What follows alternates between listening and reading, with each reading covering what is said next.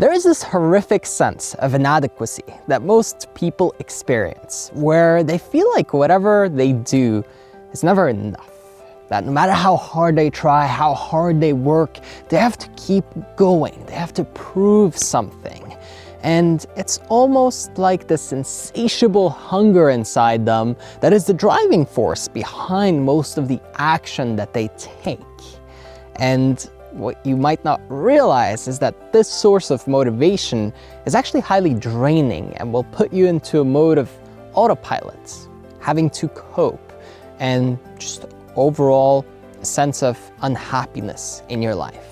See, this mode of operating is not very effective when it comes to filling your cup of fulfillment. It can be a decent driving force for a functioning society and to go get a paycheck and maybe even to build a little business for yourself. But if you want to feel truly fulfilled and you want to have joy in your life and you want to be excited about waking up in the morning, operating from a place of inadequacy and a feeling of not being good enough and low self-worth is definitely not going to get you what you're looking for. So take a moment to pause and ask yourself the simple question of, if I was to sit in a room all on my own for about 10 minutes or so, how would I feel about myself? And even better than asking yourself that question is to go do that exercise and see how you feel about yourself at the end of 10 minutes. This is a very telling and easy way to find out what's really going on in here.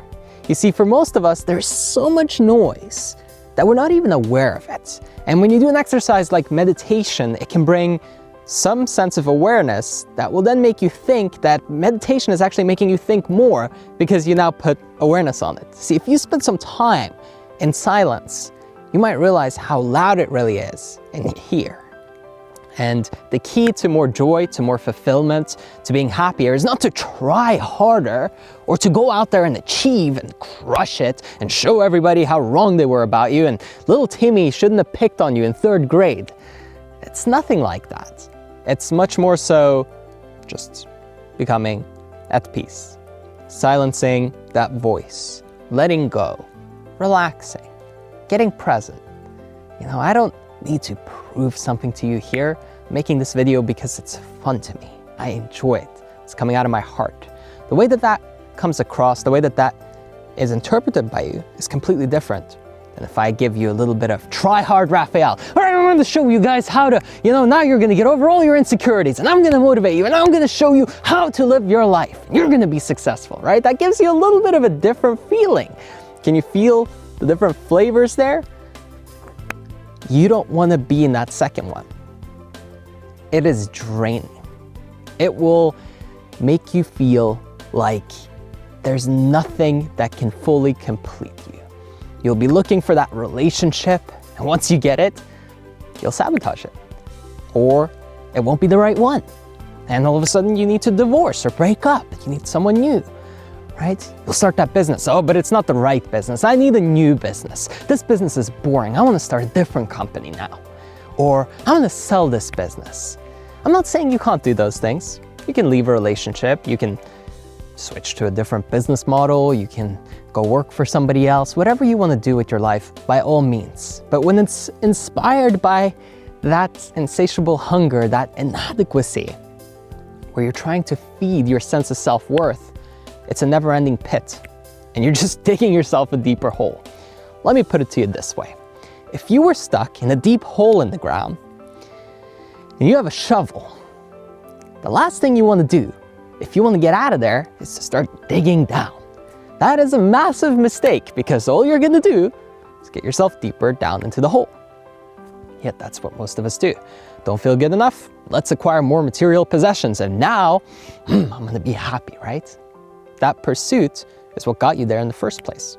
Highly likely, at least. Now, what would you need to do? You want to dig up at an angle so you can start crawling and making your way out of there, right? Not dig more. Or preferably build a ladder and climb out even faster. Or if you could just climb right out because it's not such a deep hole yet, that's fine too. For most of us though, we're probably gonna have to clean out around and start to build that pathway going back up, which is hard. It's much harder than digging down this. Digging down is actually much easier. It takes less time. So it's tempting to say, well, I'm gonna go get that job, or I'm gonna buy myself a new car, or I'm gonna do whatever. And if you know you're doing that to try to make yourself feel good, and it's just to feed that hunger, pause and ask yourself, what's going on inside? How do I really feel about myself? What promises have I made to myself that I haven't kept? Can I honor them? Can I go back and clean that up? This will change how you feel about yourself drastically, because what you're doing is you're actually getting in alignment. Your thoughts, your words, and your actions, all as one. Not, oh man, I don't feel good enough, as the thought. And then, the words, oh yeah, no, I'm really wealthy and I'm successful. And then the action, well, let me go get more money so I can keep talking about, you got two of them kind of in alignment, but the foundation is broken. So look at what you're thinking, look at what you're saying, and look at what you're doing, and line them all up, straighten it out. Sit down and ask yourself this question. What do I truly want? Not what do I want because it looks cool, not what should I do because it's what people expect of me, not, oh, what do I have to do? I want it to be, what do I get to do? What do I get to do because I'm passionate about it? What do I get to do because I want to do it? I get to do this. What do you get to do? Type it in the comments. Tell me, what do you get to do? I want to know. What's fun? What's engaging? What's light? What lights up your soul instead of draining your soul? We need to stop valuing the wrong things. We need to stop valuing the pit and who has the deepest pit, because that guy posted on social media that he has a deeper pit, so I better go dig myself a deeper pit so I can look just as cool as him. Oh look, he has a picture, look how deep that pit is. Man, he must be digging for years, I'll never catch up.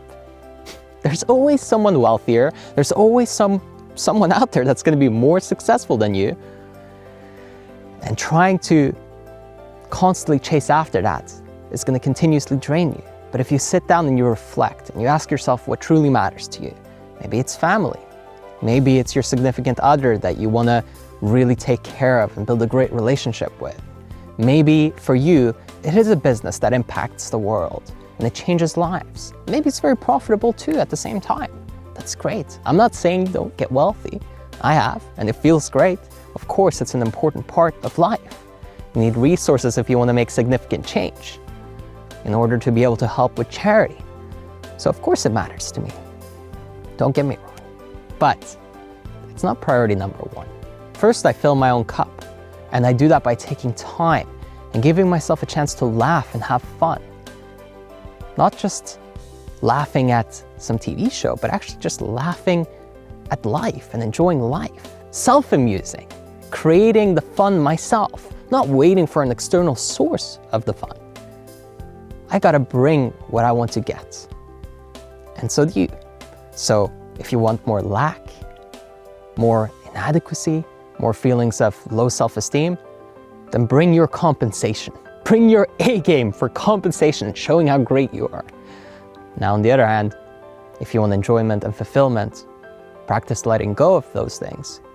And then give yourself the opportunity to say, what truly matters to me? What do I like? What's fun? What's enjoyable? Let's give it a real shot. And I know that you've heard this before. You've probably heard it from me before. But this reminder is crucial because you'll forget. I'm guessing this week you've done at least 10 things to try to look good to other people. Yeah, maybe sit down, make yourself a list. 5 things that I did to try to impress someone this week. We're all guilty of it, right? Now let's take a step back. What are 5 things I can do to impress myself? What are 5 things that I can do not just to impress myself, but make myself feel happy about me? It might be working out. It might be meditating consistently. Maybe for you, it's about getting that breakthrough in your business. That's great. Maybe it's about spending time with your loved ones and showing them appreciation. Maybe it's about reading a book. What is it? What is it for you? Not what is it so that you can show off. Not what is it so that you can feel good and feel a sense of self-worth. but rather what is it truly, so that you can honestly and fully love yourself. Not do something just so that you can feel that self-esteem, but really do it because it's what's in your heart and you know it's the right thing for you.